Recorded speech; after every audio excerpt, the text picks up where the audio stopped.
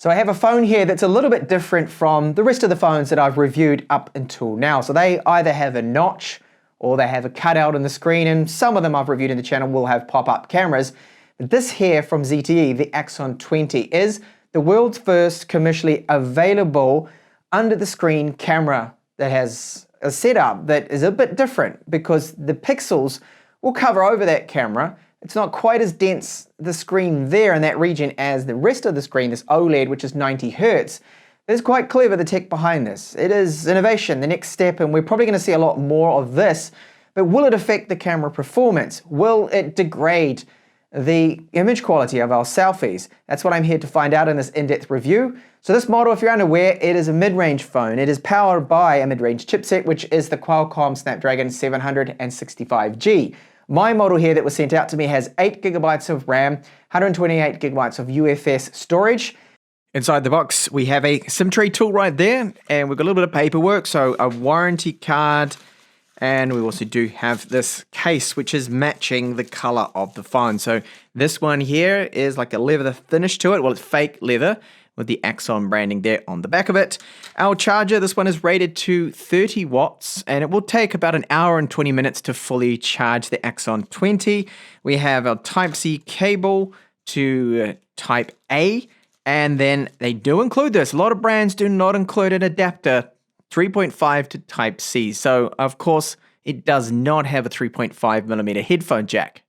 In hand, the Axon 20 feels quite nice. We have at the bottom here a little bit of a chin. Now this screen is 90 Hertz, but more on that later on. It's a full HD plus screen, and it does have a size of 6.9 inches. In hand, this phone, weight-wise, not bad. It's just under 200 grams at 196. The thickness is also quite good, about 8mm or so that I'm measuring, just slightly over. And if you include the camera, which does stick out a bit, as you can just see there, then that brings it up to about 10mm. Rounded edges all around it, so it's comfortable in hand, and it does have this metal frame that goes all around the outside without any antenna lines at all. So there you can see on the right, we have our power button, volume up and down. There is this eco leather, they call it, on the back with the Axon branding. ZTE logos right there. This has a texture to it, and in hand feels very, very nice. It's a quality finish. There's no sharp edges or anything like that. Looking at our cameras here, so 64 megapixels is the main camera. We have an 8 megapixel ultra-wide f2.2, and then two 2 megapixel cameras which have an aperture of f2.4. I really wish they did not bother with these 2 megapixel cameras. I've said this with other brands, and just give us a better ultra-wide camera, say 13 megapixels, include the autofocus function with that, and then we've got a macro camera instead of the 2 megapixel macro and 2 megapixel depth. So there is an in-screen fingerprint reader with this one. If you tap about here, it will come on first, and you'll see the unlocking time is about, if you time that from when I first touch it to then unlocking, 1.5 seconds or so. Most of the time it is very, very accurate, and I don't normally have to repeat, so that is good. The fingerprint reader, I think, is great. Face unlocking as well, it does work with this. Verify your face. I can't see me right now. And of course, you can see here the hidden under-screen camera. This is the star of the show, really, with this particular model. It's the first commercial unit, of course, to have this behind-the-screen camera. And right here, you can barely see it. Most of the time, it's quite hidden. If you look very, very closely, depending on the background, you may just see it. So if I bring up something like settings, for example, you may see just a little crisscross pattern like a checkerboard when looking at it very, very closely. But it is hard to make this out. Most of the time it's hidden, so if you're not into the notches or the cutouts, then this is a phone for you without having a pop-up camera, having it behind the screen. And the SIM tray on this one will take 2 nano SIMs or just a single nano SIM and a micro SD card. I've tested out my 128GB card and no problems with it. Down the bottom, there is a Type-C port that does support video out, which is great. So it's USB 3.1. All it does is just clone the display. There's a microphone and a single downwards firing loudspeaker. There is no secondary loudspeaker with the Axon 20. And then lastly, up the top, we do have a secondary microphone. This is for noise cancellation with calls and also used in video. Now, ZTE has selected quite a good panel for this mid-range phone. 90 Hz, Full HD Plus resolution we get all your typical options in here. So dark mode, display optimization is just a feature they have to boost in the colors and contrast and things like that too. Scaling is there, and the refresh rate. So it can be set to 60 Hertz and 90 is our maximum here. So not the 120 we're seeing on most 2021 phones. Newer phones are all getting this, so double the refresh rate. But even so, at the 90 Hertz, it does look quite a bit more fluid than the standard 60 refresh rate. So with the brightness, it can go all the way up. There's an automatic brightness, of course, too with this, with the ambient light sensor, right up here to a very bright 780 plus nits, which is good. AMOLED display, it does fare quite a bit better in sunlight than, say, an IPS, even with a similar brightness. And I do like the touch sensitivity on this particular screen. So one thing to point out though, however, at lower brightness levels, this is on camera, you can see this flickering. Some people very sensitive to this, with especially OLED screens that this one has, you may notice that flickering at lower brightness because it does not have any DC dimming. That's the one thing that's missing. A lot of manufacturers do miss that, and even flagship phones will not have the DC dimming. So touch response is good from this. I've had no issues, and I do have the full screen gestures enabled at the moment. Now, the ROM performance I have noticed to be very good. I've had no noticeable lag or issues. Multitasking is also great.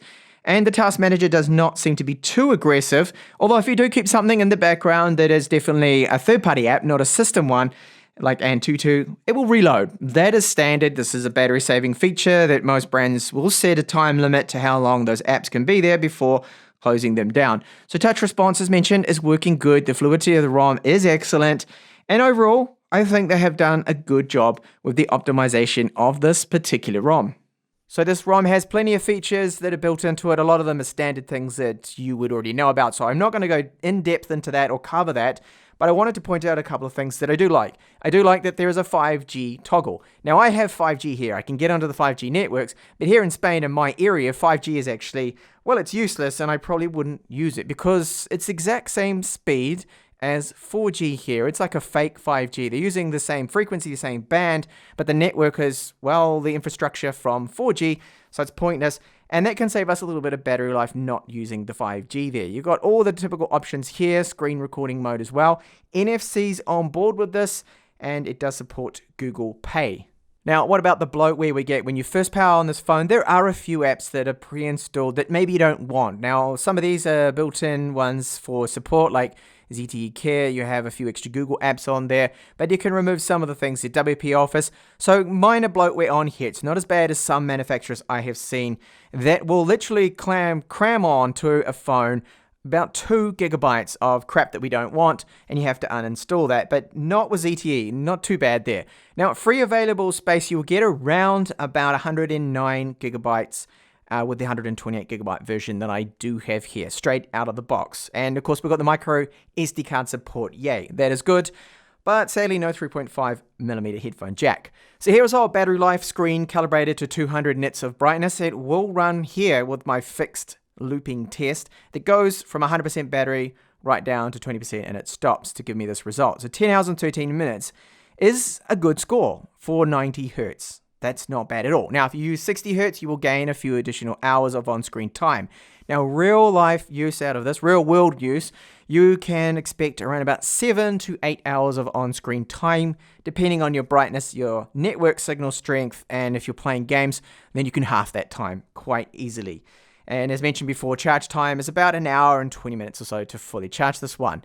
Here is our Antutu score, so 330,000 for that Snapdragon 765G with the 5G support is not bad. That is a mid-range score here, so it's no Snapdragon 888, of course, which will be around 6,000 points, but still decent performance, and you'll see later on that it can play even demanding games, but you do need to turn down some of those real high settings. So with our UFS storage with this one, that we are getting decent good speeds here. Random reads and writes are good. Sequential reads, very, very good there, and the writes as well. So definitely no holdups or bottlenecks will be there with the storage. Widevine level 1 cert, so Amazon Prime Video, Netflix, Disney, Plus, all in full HD maximum there. We're not stuck in standard definition. That's another positive. Just like this here too, Camera 2 API support. So if you wanted a different kind of photo, you weren't happy with the stock camera app, then you can find and use a Gcam port for this particular model. So it's great to see a lot of manufacturers, most of them do nowadays anyway, support the hardware level 3 right at the maximum. GPS, this is Qualcomm's limitation, so accuracy will not be any better than 3 meters. It does see a lot of satellites, locks onto them just fine, and first lock only took a matter of seconds. So the expected performance out of GPS. Now, the maximum wireless speeds you can achieve will be close to 400 megabits per second, of course, connected up to wireless AC. And at my point break test, I got over 100 megabits per second, so I'm happy with that. 133.3 average there is good. And our safety net status is, of course, passed. We do have Google Pay support and the NFC on board with this. Onto the audio quality now. So it does have Bluetooth 5 support, and I have been listening to a few tunes and songs and things with my Bluetooth 5 noise cancelling earbuds. And it sounds fine. It's good. It's what you'd expect, okay? Call quality as well is good, no problems there. And you can use the 3.5 to Type-C adapter, which also sounds very clean. The maximum volume could be a little bit louder, just like the loudspeaker on this. So only a single loudspeaker here. I really would have preferred to have also seen the secondary one at the top. Hopefully they can add that in the next model. So here is a sample of it at maximum volume, which it could actually be a little louder.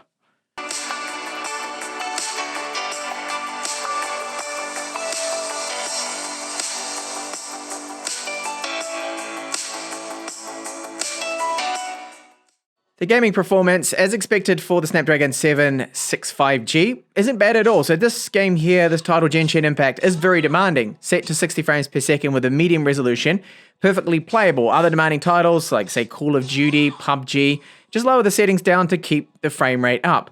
Now I have noticed here that we've got some odd borders with this particular game. See, there's a border at the top, there's also a border at the bottom, which does look a little bit ugly and detracts a little bit just from how nice this game could look because of those borders there.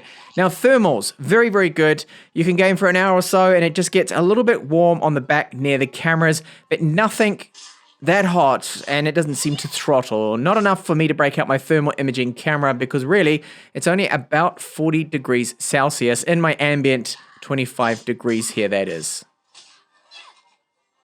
Onto our cameras now. With the Axon 20, we've got the 32 megapixel front-facing camera, f2.0, and it is behind the screen. Don't get me wrong, this is amazing tech to have, and it's a step forward with innovation with phones. However, that's the weakness of this front-facing camera, is it is looking behind and has to look around those pixels. And to me, it often, and most of the time, looks a little bit fuzzy, a little bit washed out as a result of this. Now, the front-facing vlog video quality right now is 1080p maximum. There's no electronic image stabilization. But let's take a look now at the other cameras as well as some photo samples. 4K 30 frames per second video quality here. So we've got electronic image stabilization that does a reasonably good job. Now, we cannot shoot any video, unfortunately, with the ultra-wide camera. It just seems to be the main camera only. As I pan around, there is a bit of judder that I have seen coming through with the 4K video. And I'm going to run up these stairs while I light jog to show you that electronic image stabilization performance.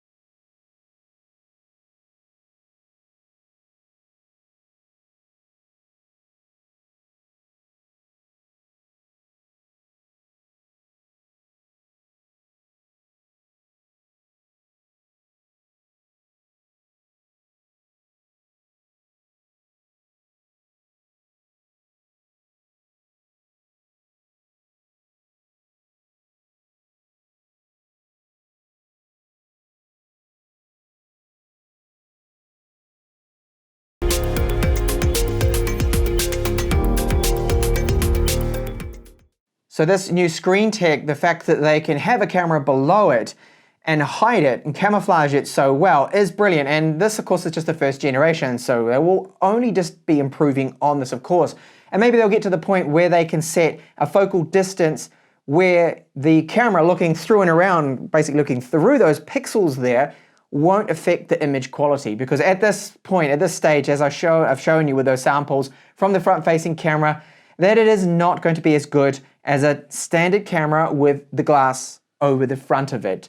So the selfie images, a little bit at times having just some weird kind of effect coming through, especially in low light. Video quality is not quite as good. I really wish that they'd added electronic image stabilization to that front-facing camera, 1080p maximum with it, which is kind of to be expected for a mid-range phone. So the cameras on this phone definitely for me are the weak area. The screen is nice, 90 Hz, it's super smooth.